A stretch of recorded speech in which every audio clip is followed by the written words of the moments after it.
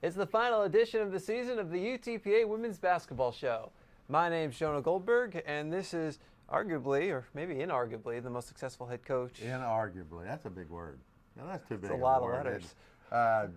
It's in doubt on what we've accomplished in 2 years, but we're headed in the right direction, and that's the main thing. And again, I'd like to particularly say thanks to Brock Country, thanks to UTPA, all the professors, all the faculty and staff on campus for all their support, our administration, people in the Valley. It's been an incredible journey. We got the gorilla offer back with the piano with the winning season. We went to postseason for the first time, and now we're moving on to UTRGV. So we ended up on a great note of UTPA, and we want to build some more tradition with UTRGV. So looking forward to many changes, but looking forward to many positive things that are going to happen to our program with alongside with my coaches and players. You know what was cool? You make the postseason first time in program history. While we were driving up to Louisiana, we made a stop for lunch, and I got off the bus, and ended up talking to a couple of folks who were in line behind us, and they were season ticket holders, as it turned out, for your team.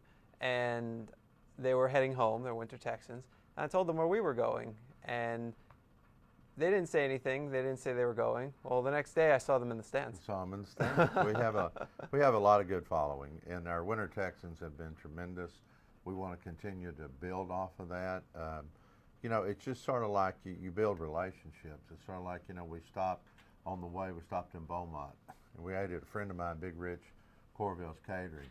And then I look up, and I've got 15 to 20 former boosters from Lamar University that came out, and we're supporting our team. And matter of fact, they're also boosters for UTPA. Nice. They helped with the free throw a-thon we had last year to raise some money for our program. But it's all about building relationships. It's all about building a first-class program where people want to associate with it, and I feel like we're on the right career path to do that.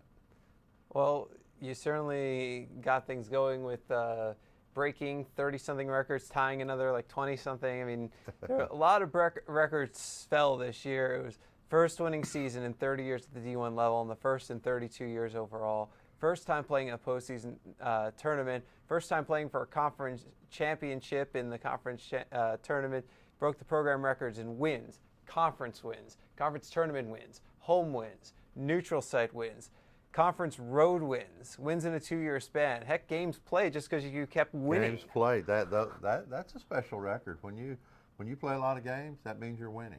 And so, yeah, those are very special records. You love to see the wins in a 2-year span. I mean, we beat that by 6. The best I've ever had, we beat that by 6. And man, we had some close games. We could have beat that by 9 or 10. I mean, we had some really good games. Had some tough teams. I know, for instance, teams that we played, Texas, Sweet 16, Baylor, Sweet 16, A&M gets beat yesterday. New Mexico, WBI, they won a couple of rounds. Eastern Michigan, a couple of rounds in the WNIT. You just keep going. DePaul got beat yesterday by Notre Dame in a great ball game. And so you just continue to play people, Louisiana Lafayette, I mean, they're in the second round. They beat McNeese. I mean, there's a lot of positive things going on, and our RPI is at an all-time low. I believe it's at 168 by real-time RPI, and that's a significant difference compared to what we had last year at 246, which was the #1 RPI of all time for UTPA. Yeah. And so we're continuing to drop our RPI because we do play a tough schedule. And again, we won 19 wins, and we're playing people who, I think it's 14 games that we played in our 34-game schedule of people who were in either the NCAA, the NWIT, or the WBI tournament. So we're playing a very tough schedule. Yeah, you play that kind of schedule and you still come out with the wins. It's so impressive. And really, when you play some of these teams, it also helps to prepare you for what's coming down the road.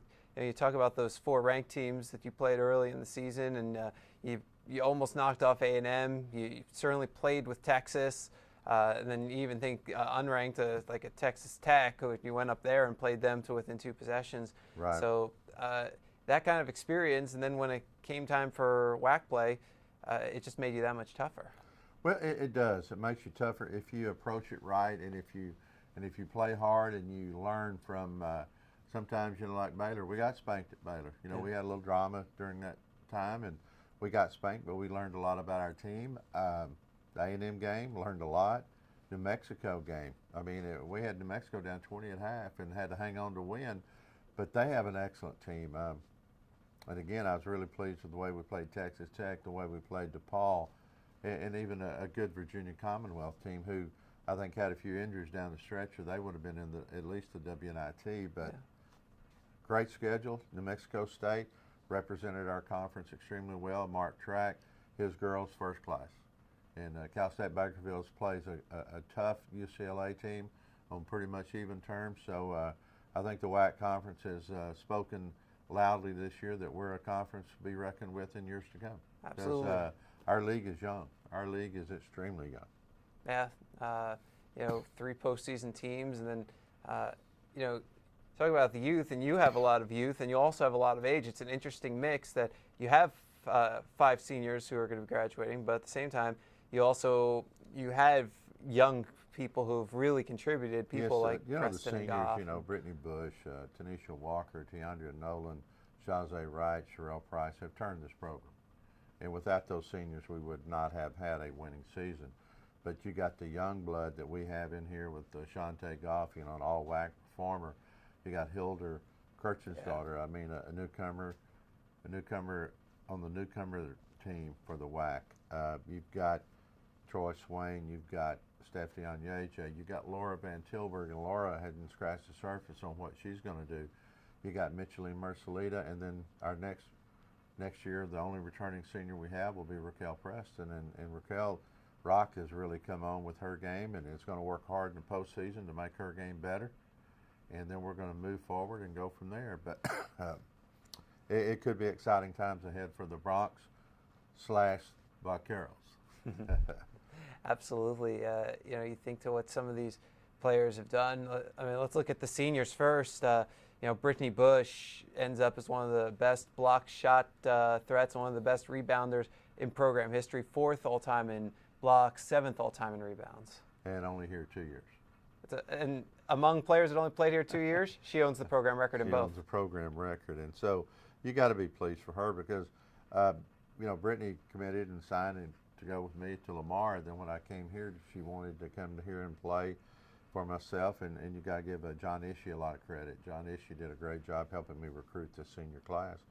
And so Brittany came down and made a definite impact on this program. Tiandria Nolan, she ended up 10th in career assists, 3rd in assists in a season this year with 131, and then minutes played. She played the 5th most minutes ever in a single season in program history. In program history, and what a blessing that she's been to this program. I mean, just her turnover ratio, assist to turnover ratio, I think probably finished in the top 20 in the nation. Yep. And you got to commend her for that because we would get a lot more shots than other teams. Now, we didn't hit a lot of those shots, and we got to work on that. But the reason we did is she took care of the ball for us. And, boy, that's a trait that is just unbelievable. And we've got some good ones coming in. And they're going to have big shoes to fill in Tiandria when they're running that point guard position. But then you turn around and you got Tanisha Walker, our best on-ball defender, was on the WAC all-defensive team.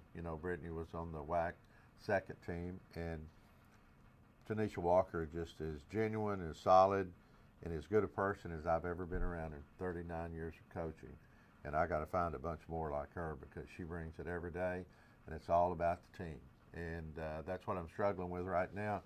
We got to have more people that's all about the team and not about themselves, and so we're going to work on that aspect of it. As long as we're talking about the seniors before we continue on in the records, Shazay Wright, I think to what she did in WAC play this year, Wright, my goodness. coming off the bench. If they would have had a 6th man, she would have been it because she, oh my gosh, she was so strong when we needed shots up at Chicago State up there. Just continually, against New Mexico State in the final, 15 points. But she has a knack of getting to the rim, drawing the foul, going to the line, and just did incredible things. Sherelle Price had some big buckets for us, particularly at Utah Valley, and then she hit the game winner at the buzzer on the against Utah Valley again to win the game on senior night. So that was a special deal. It's been a special year. 19 wins at Division I, and that's something that I'm extremely proud of, because anytime you get around that 20 number, that's the benchmark, and these girls did it and came close to winning 3 or 4 more. Shantae Goff, season to remember. She etched her name in the record books of 8 different single-season top 10s, and now she's assaulting history with. She's in the career numbers for at least 7 different categories right now, and I mean she's going to score her 1,000th point pretty early in next year. Well, we want her to continue to work hard. We want her to continue to improve her game. We got to step it up a complete different level next year. I've got different things in mind for her. I'm going to move her over to the 2 position. She's going to be more of an on-ball defender than she's been the past year. I think the people we've got coming in are going to take a little bit of the scoring pressure off of her. Matter of fact, I'm going to move Rock to a 3 and get her. Rock's been a 5'9" player for the last 3 years, and so we're going to move her out and let her become a defensive demon. But Shantae is going to be asked to do more next year. She's a junior, and we look for great things from her. But her defensive game, she's going to be a defensive demon next year, along with her and Rock, as we're really going to play some great on-ball defense. So that opens up the number 4 position. You had Hilda Bjork Karchensar start there at times this year, and then of course you have several other players who could compete for that. We certainly have a good class coming in, along with Hilda. Micheline Mercelita is going to make a presence. She is really a good athlete, and we like what she can do. She's just a freshman, and so her and Laura are going to have to come quick. We signed Anushka Maldonado signed her out of Odessa Junior College. She can really play the 4 position, play the 3. I mean, she can shoot it well. We've got a really good player, Tristan Murphy, coming out of Seattle. I mean, we've got a lot of depth there. We've got guards coming. Yeah, we got a chance to be pretty good next year. Guards are going to be important because, you know, we've talked about how important Nolan's been. You have to find a new point guard now. Well, I tell you, you know, Stephanie Onyeje has stepped over to the point. I switched her to the point, Troy to the 2.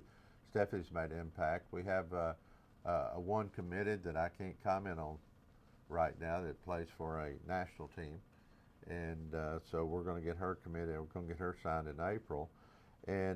But we have Angie Villarreal out of the Valley. She's tough as nails, and she'll make an impact.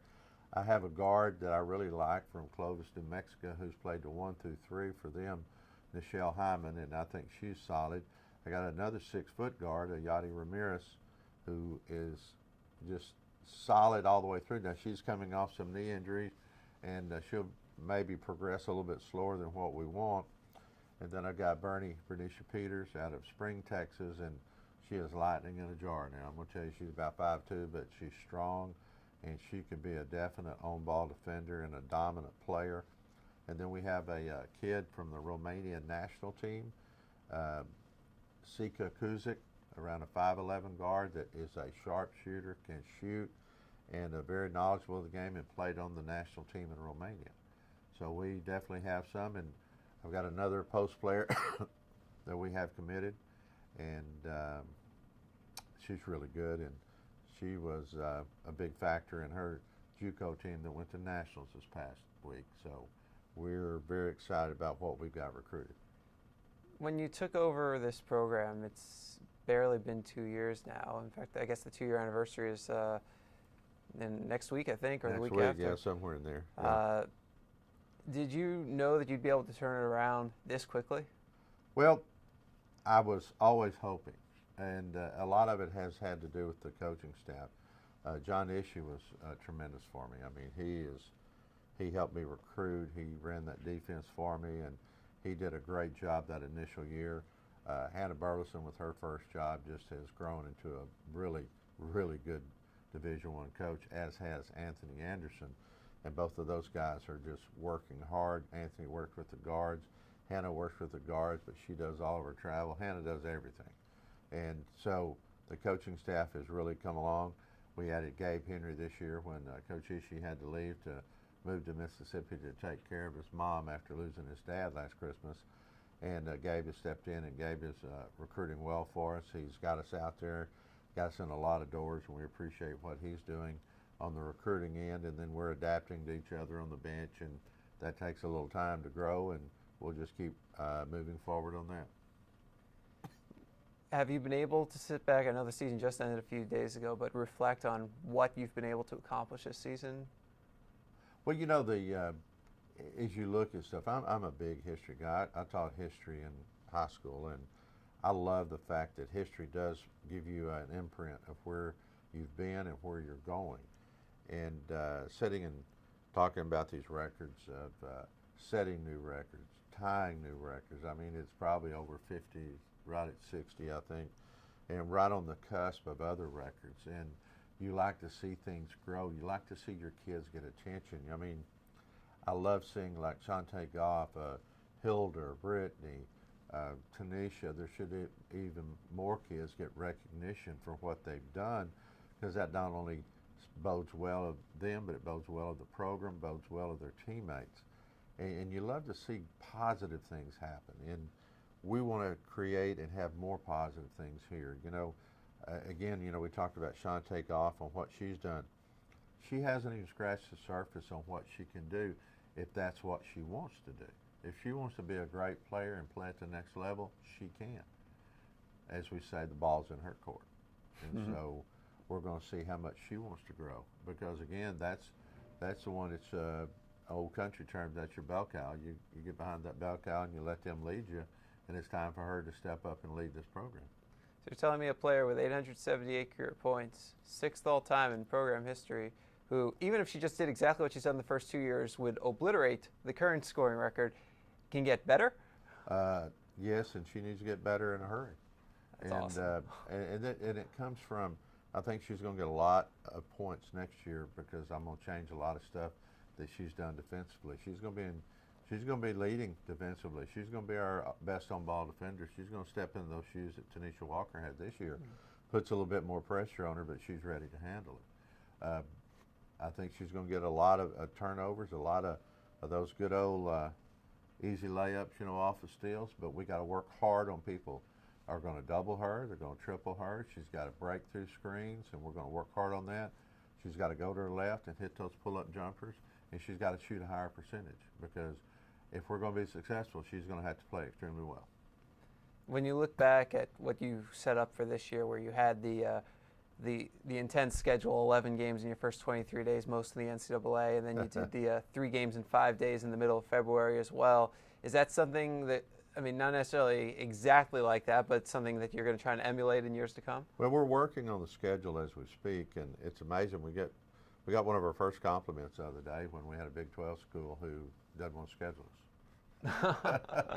I'm saying UTPA don't want to, but yeah, we had one of those, but we're going to have a tough schedule. There's no question, and we're going to play a lot of people that have been in postseason this year again. Trying to stay away from the one in February. That was just one where it just had to happen on then. But I do think a tough schedule prepares you for the WAC, and it prepares you for the rigors of the WAC. The WAC is probably the toughest conference I've ever been in when it comes to travel.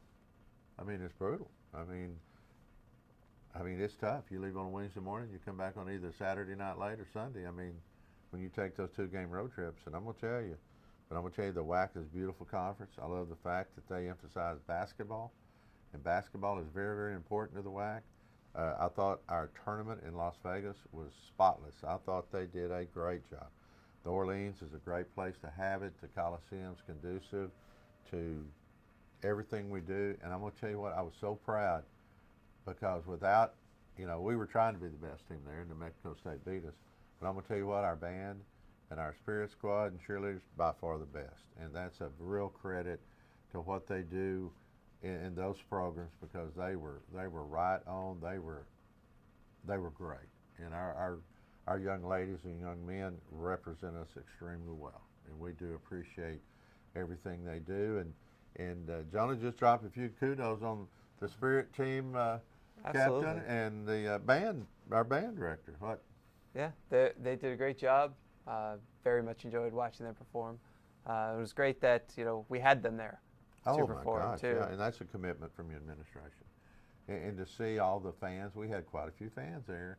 Our fan base continues to grow, and hopefully our camps will grow this summer, with us getting some recognition, going to the postseason, and hopefully people will start coming out more and more, because I'm going to tell you, if we ever want to make this a legitimate and get it to the NCAA tournament, time after time, is we have to have people in those stands, because kids love playing in front of crowds. So we got to keep working on that. Now, one thing that I think you need to work on for crowd and for WAC Vegas next year is I think you need to work on free throws with our fans. So during timeouts, they did these competitions where they pick a fan from each side. Right. And there was one fan who I will leave nameless, who I bought 2 different rings for, who refused to go out there to shoot free throws because she was afraid she couldn't hit one. Elizabeth didn't go.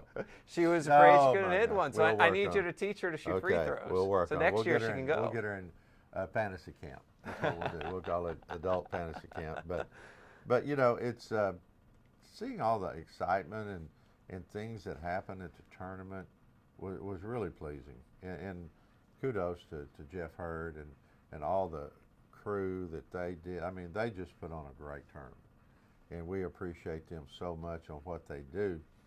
And I just appreciate our administration. Chris King, he was there when we went into Lafayette, Louisiana, and saw where we had to play postseason. No comment there, but the time the game rolled around, the atmosphere was unbelievable. But our administration supports us, and that goes from Robert Nelson, when he was president here, supported us, and then of course Harvard Don, our president now, and I appreciate him so much, and looking forward to meeting Guy Bailey in the coming months. So it's going to be a new time and a new era for us, and love the Bronx, but we got to get ready and embrace ourselves for UTRGV, the Vaqueros, and so that's what we're going to do. All right, well, best season in program history, Coach. So the last word belongs to you. Last word belongs to me. Again, it's appreciation of the fans, appreciation of our administration for making it happen, appreciation, too, of all the coaches on our campus. And again, I can't tell you enough how a special friend Dan Hipsher is. I mean, me and Dan talk basketball, we talk life, but Mandy Mantrano, all of our ex-men with track, Stephanie, Brandon, our golf coaches, our volleyball, come out and support Todd Lowry, our cross-country teams, but all our coaches across our campus are outstanding, head coaches and assistants. But you go back, and I really appreciate my coaches, the assistant coaches, but when you get down to it, it's about your players, and your players represent you on and off the court. And as a coach, in 39 years of coaching, I've never scored a point, never had a rebound, had an assist, or as a steal. Now, as a player, I did. Oh, yeah, I could play back in my day. But those are the ones that do the things for you, and I appreciate my players so much. I appreciate the fact that these 5 seniors came in and bought into the program and what we were trying to do, and now they're leaving a winning legacy here. And so now the bar has been raised, and we're going to continue to make that bar even higher. And we're going to work hard in the postseason. We're going to work hard in the summer. We're committed to summer school so our kids graduate on time. And again, that's a commitment from the administration. And we're just going to make things happen here in a positive manner.